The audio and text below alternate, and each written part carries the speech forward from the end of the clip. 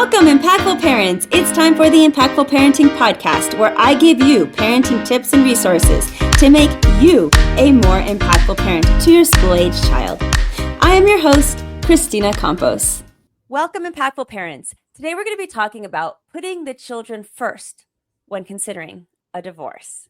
Hi, my name is Kristina Campos, and I'm founder of The Impactful Parent, and I help parents of school-age children who want to be one step ahead of their kids to turn their chaos into connection with their adolescent.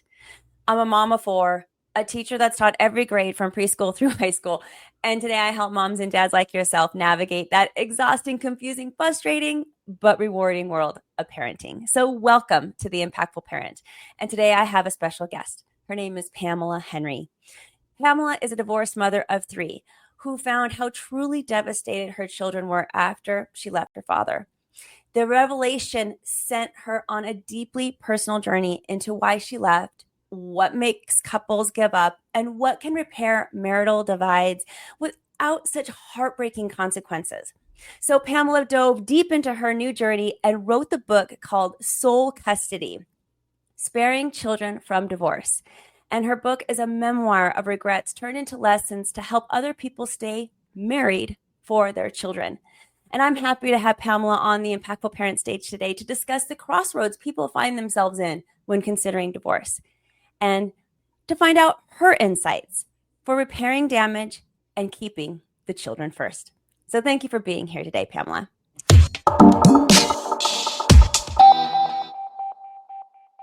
Yeah, well, divorce, this is a big one. I mean, so many people, myself included. I'm a divorced mom. And it was never the plan, right? So many couples find themselves at this crossroads, though, even though we never imagined that we would be there. And we all know that divorce is difficult on children. We don't need to talk about that. That's a given. But unlike other books that tell parents how to divorce with minimal repercussions and strain on the children, your book takes a different approach. And you want to prevent parents from the painful regrets of divorce and just stop them from getting divorced in the first place. Is that right? Yes. In cases where what I've identified, as in my situation, I call them escapist divorces. And this is a relationship where the person who wants out of the marriage is trying to avoid something from their past and using divorce as a vehicle to escape those personal issues. So these are typically, like my relationship, there's no addiction, there's no abuse, there's a set of circumstances. It starts to look like he's the problem. It's really in my own past. And it isn't because my kids turned out poorly that I recognized the impact of divorce. It was about what happened to me after the divorce.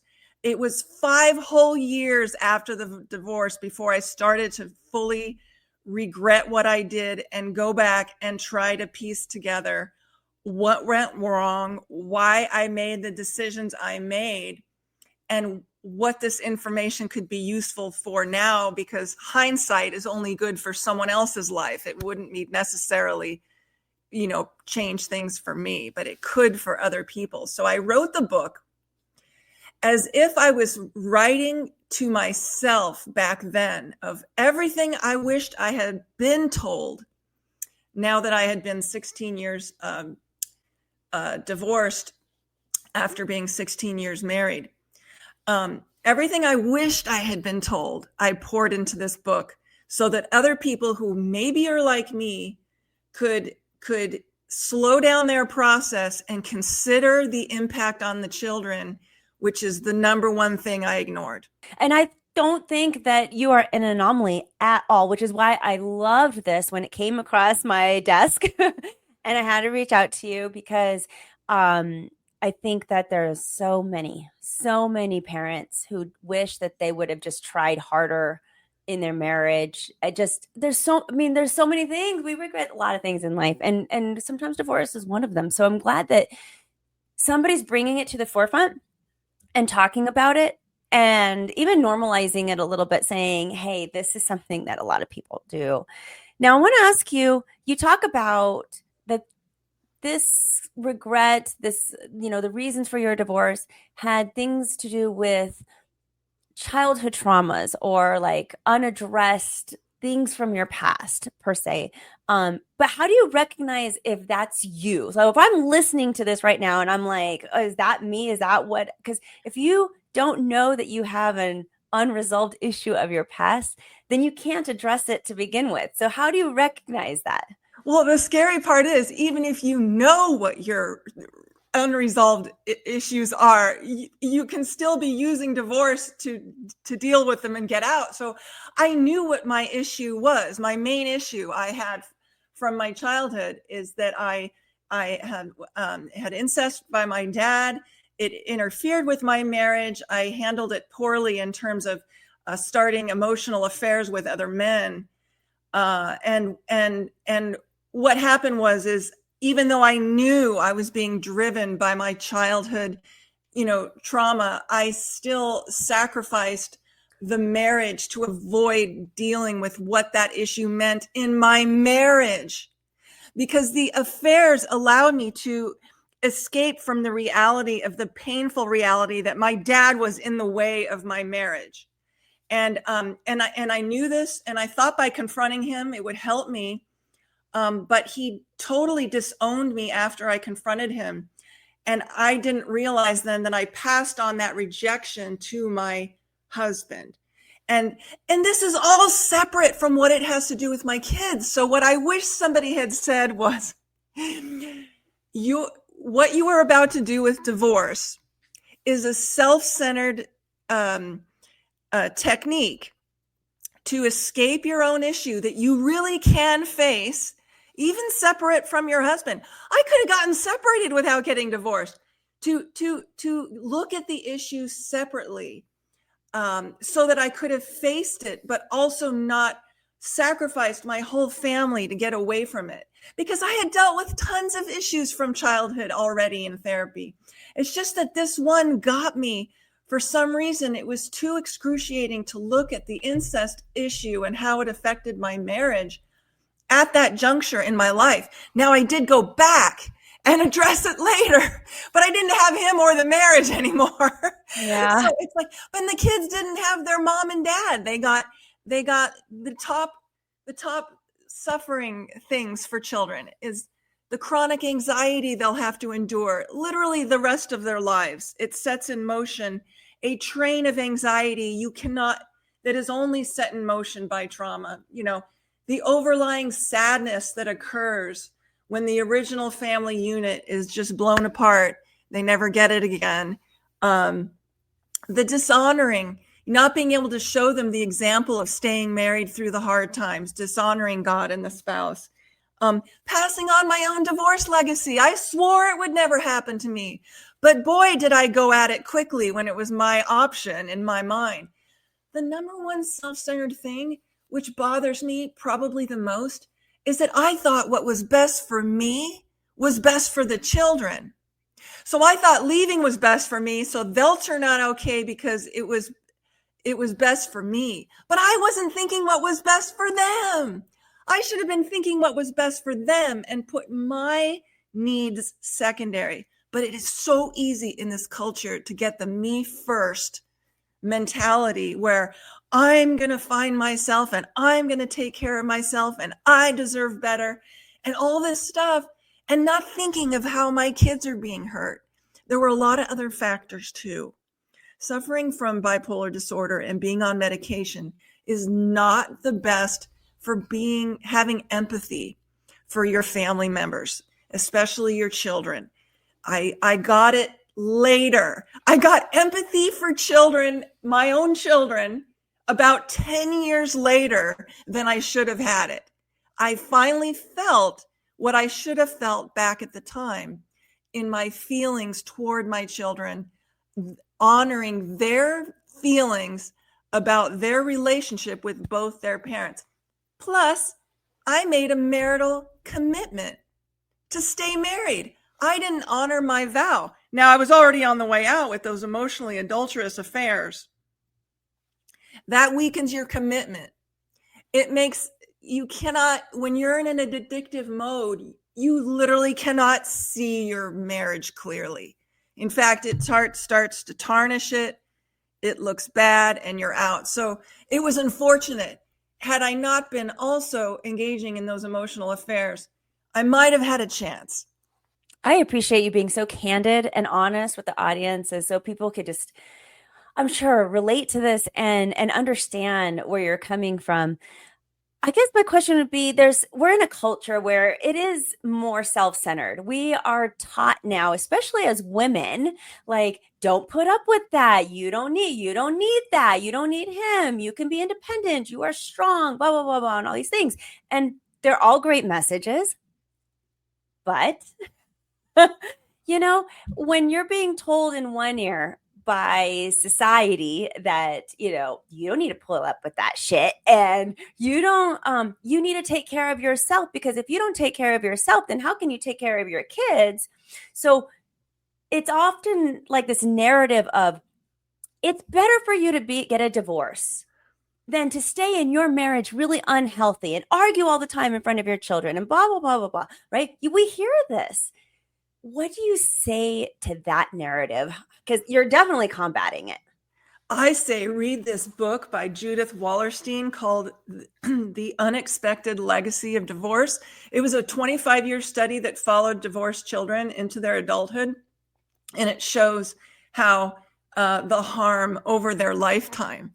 And, I read that after I divorced. Okay, good. But someone could read it before they divorce. And if they look at the reality of the impact on the children, they might or if you tell your friends who are considering divorce and you know them to be not in a dangerous situation in their marriage, you can start chattering instead about the impact on the children over the long haul and what that means for them. Because if you can focus on what's best for the children, that's how you can put the children first. You have to know that two parents in one home, what they've known from the beginning, in those situations where there's not, danger, is best for the children. I didn't have one person. I am going through some of it now. Not one person in my sphere ever said to me, have you thought about the kids and just staying together for them? I was in counseling. I went to church. I just, either I tuned it out and people said things and I didn't hear them, but I was more going by, again, looking for everyone who could support my agenda. Choice. Yeah. Yeah. And I think that's common, right? I think that's what everybody naturally does. We seek out validation versus we don't seek out controversy and somebody to tell us that we're wrong. That's not what we seek out. We seek out that validation to say, I want to leave and tell me that it's okay to leave, or that's what I should be doing. And so I feel like it's just a very tricky waters when you go into this topic because you have both sides. Now, you talk a little bit in your book about regret. What do you see or say are parents' biggest regrets? Okay, I've not met anyone who divorced that didn't regret something about the divorce impact on their children. They may say, oh, I don't regret not being with them, but I sure regret the half time I got with my kids from age 1 forward. Why, as a divorcing woman, would I not calculate that the 1-year-old in my arms, I was now going to lose half her childhood for 17 years by having 50-50 custody? And that's 50-50 custody. I mean, what if it was partial custody or even less? I mean, at best, with both parents, you'll get 50-50 custody. So I cut the time in half of my mothering. I cut in half the time they would then spend for the rest of their childhoods with their father. And I cut in half his time with his kids for the rest of their childhoods. Did I think of that 1 minute? Never. Not for 5 whole years after the divorce. When this hindsight hit me, it was really hard because I had religious experiences around it, understanding how it was, oppositional to God. I mean, I really went through the ringer. And even since I wrote the book, I have learned things that I wish I put in the book just from writing the book. Let me give you an example. I went into the marriage with a faulty commitment, and I didn't know it till after I wrote the book. In the book, I write about how when I was 15 and had sex for the first time with my first boyfriend, we vowed to each other that if we were married to other people in the future, we could get together still and it wouldn't be adultery because we decided it when we were 15. Can you believe that's the first person I went to after I announced my divorce? I went in with the idea that adultery was going to be okay.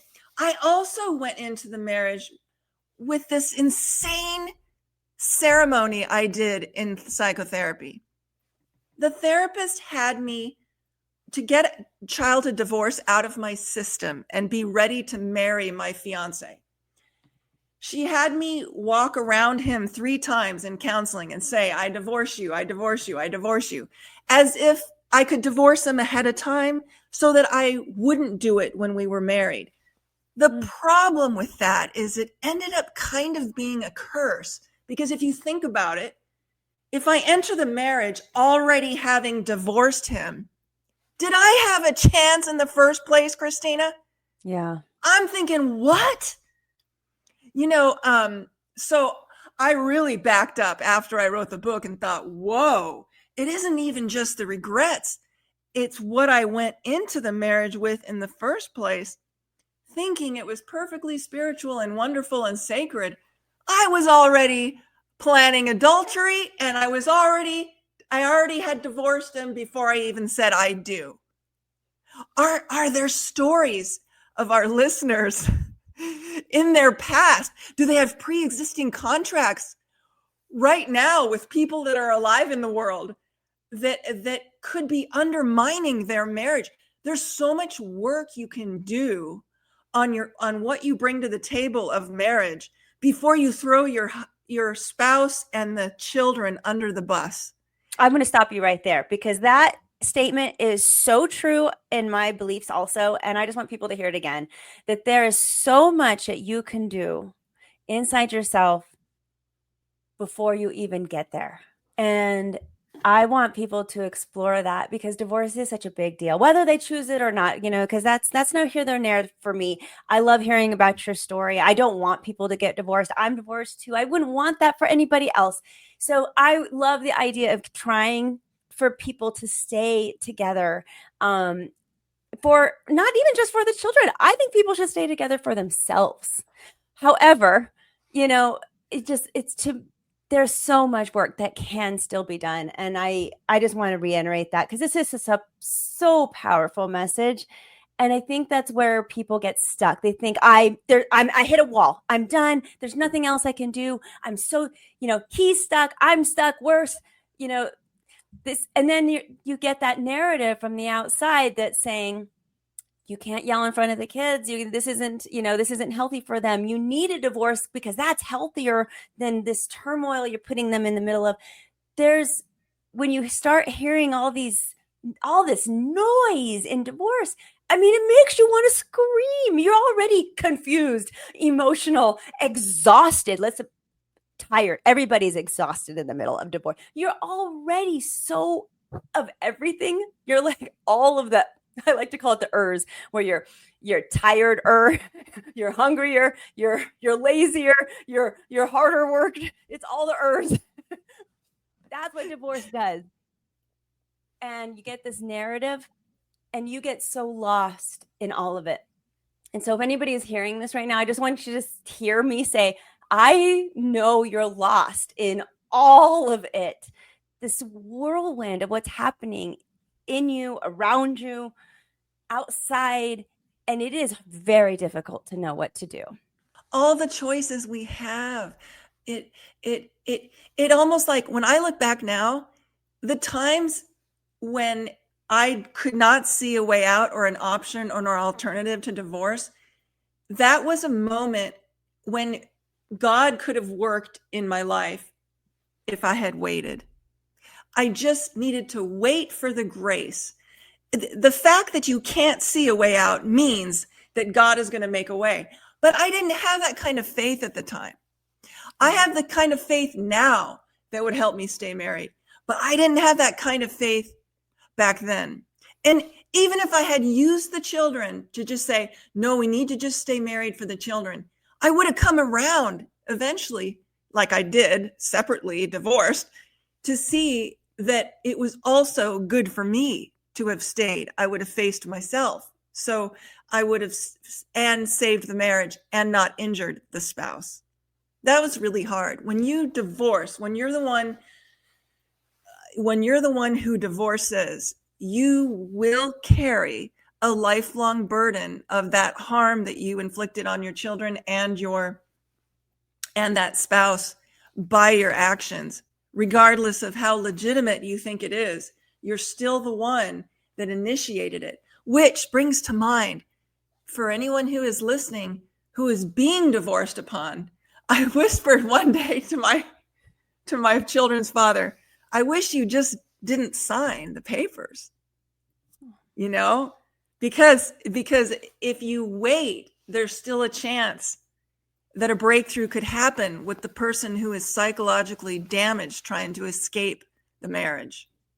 So with that in mind, what needs to change in how parents talk to their kids about the prospect of divorce when it's happening? Okay, so I just got done reading almost 1,000 essays in a scholarship I offered high school students writing essays about how divorce impacted their childhood. The common thread among all of them is that the parents talked about wanting to divorce, and it was an issue before it even was an issue.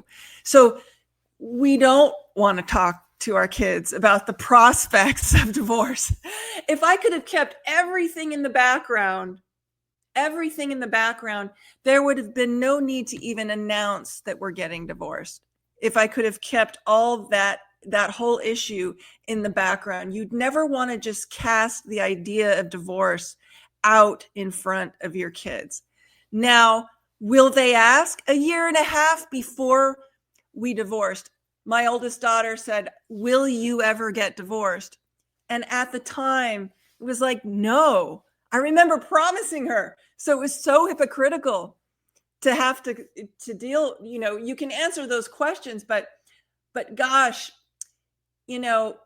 once you tell them you're divorcing, that's it. Once you talking about those issues in front of the children isn't necessary. Yes, they pick up on things going wrong, but that doesn't mean you have to say we are getting divorced prematurely. You definitely don't want to say we're thinking about getting divorced and bring them into the middle of all of it.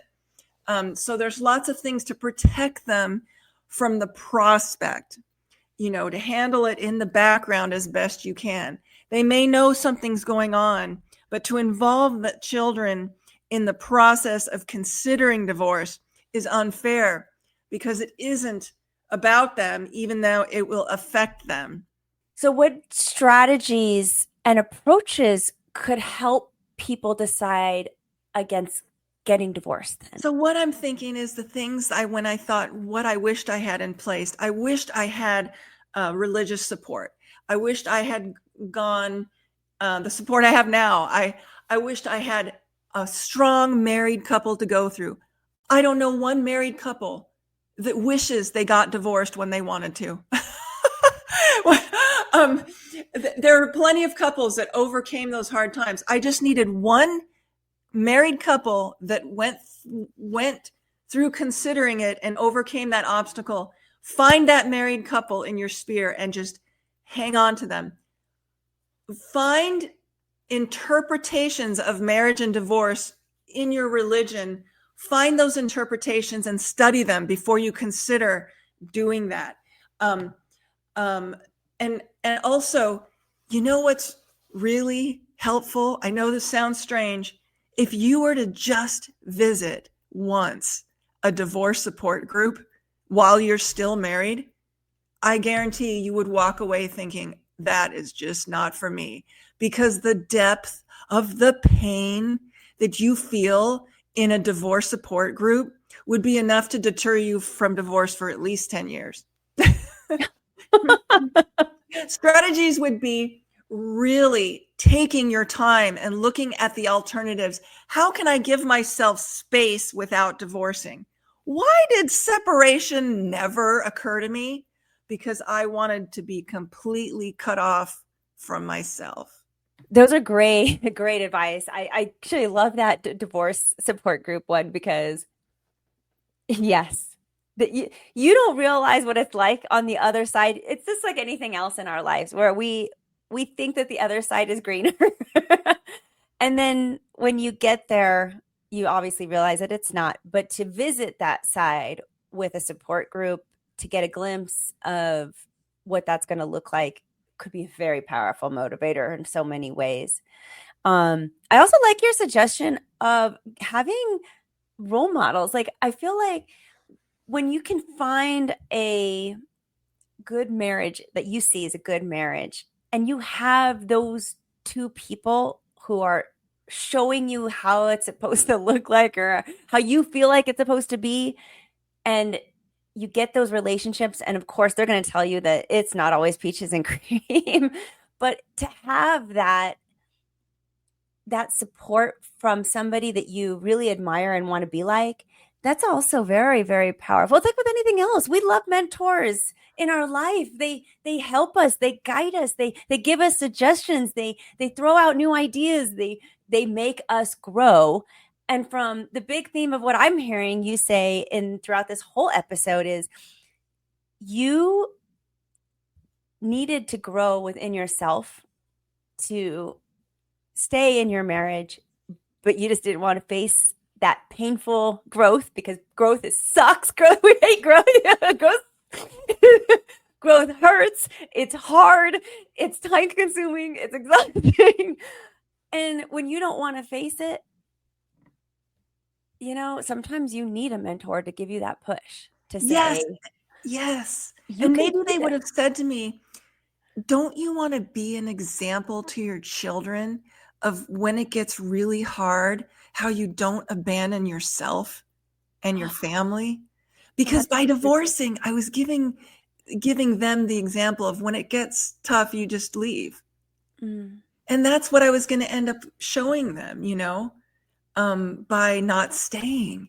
And so I didn't think of that one time either, that what kind of example am I giving, But again, I didn't quite know the extent of what I was trying to get away from.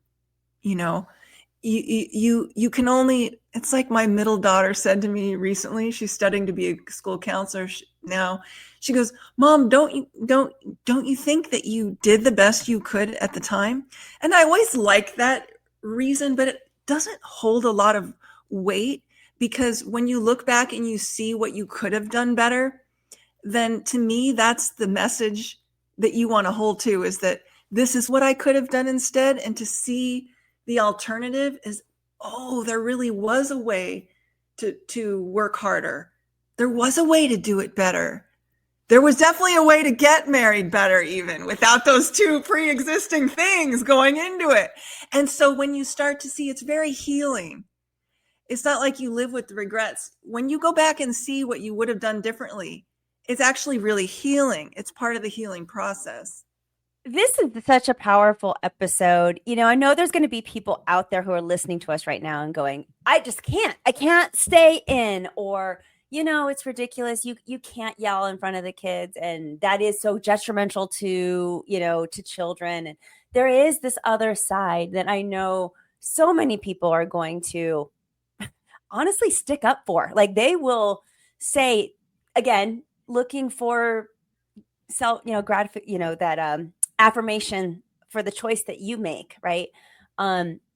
But I'm so glad to have this conversation and to have the affirmation for the other choice of really trying to stick with it and staying. And I don't think we have that conversation enough.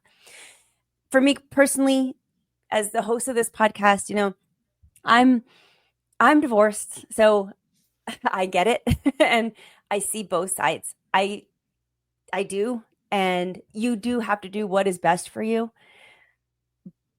But there is a lot of narrative on the just separate side. And it's refreshing to hear this try harder side, this you can do it, you can dig deep, and you can stick with it side, which I just don't think a lot of people hear very often. So, whether whoever's listening to this and whatever message they're getting from it, whether they agree with this or not, now that you've written this book, what's the one thing that you wish divorced parents thought more carefully about before deciding to pursue their divorce? I think it's the impact on the children, how much it hurts children.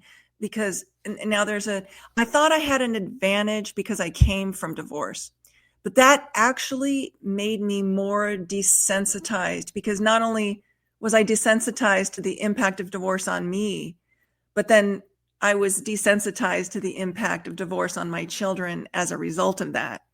Ooh, and so okay. It's just how deeply it wounds the children.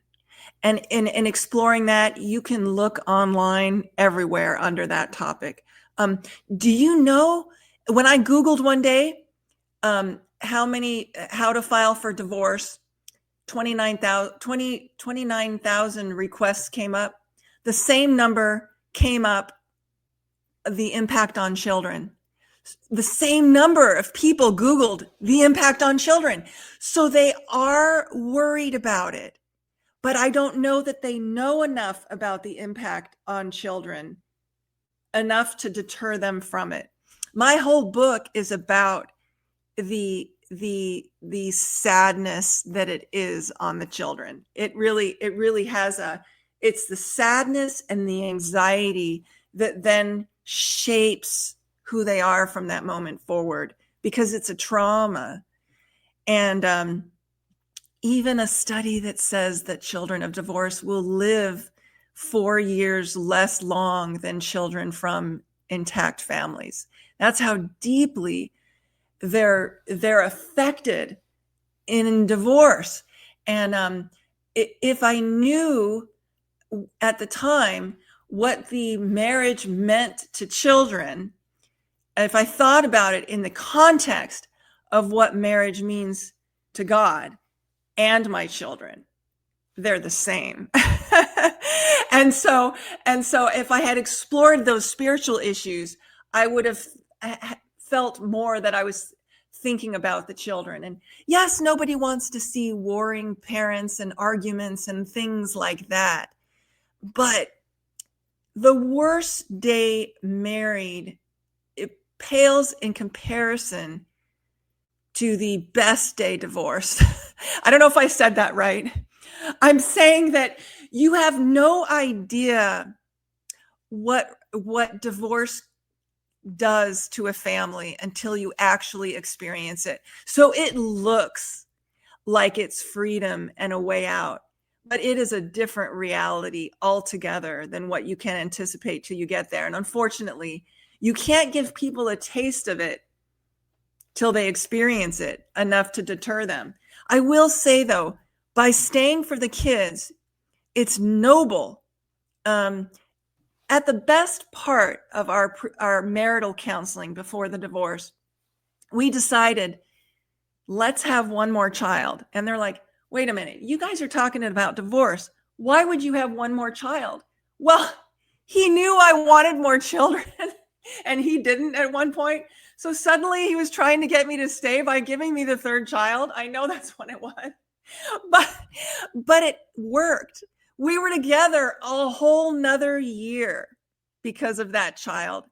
And we have a whole nother child because of our efforts to try to stay together. So she was a blessing out of us working to try to stay together.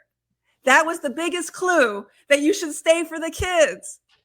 because we worked so hard to try to stay together that we were willing to have another child to try to stay together, which didn't work on me.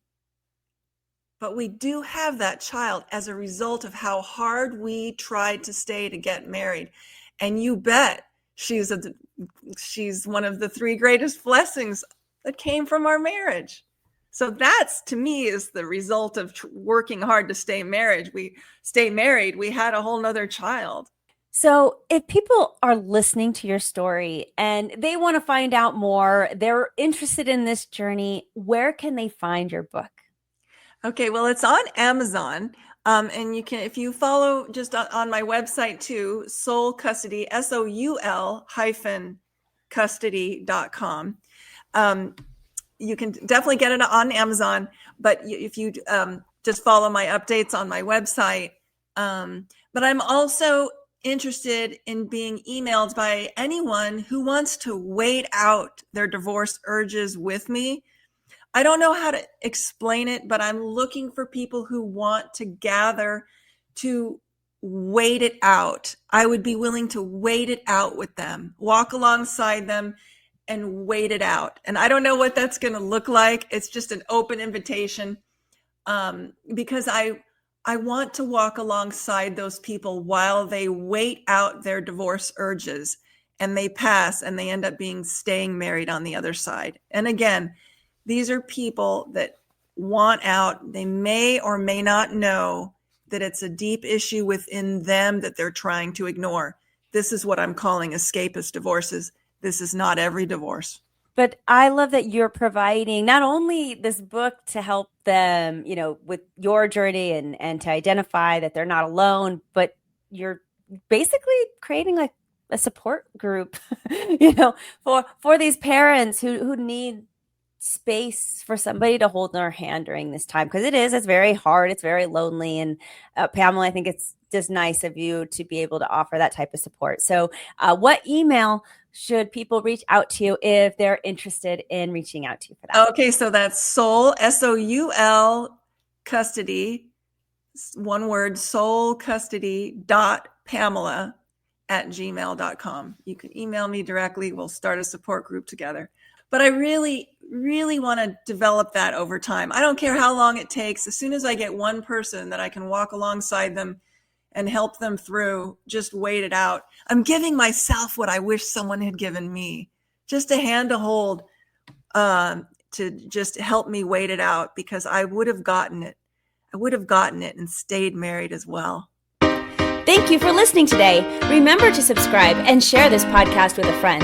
And don't forget, the Impactful Parenting Podcast is an extension of the Impactful Parent community. Go to the Impactful Parent website and download the free Impactful Parent app so you don't miss a parenting tip that can help you and your family. Thanks for listening today. So go to theimpactfulparent.com and see you next episode.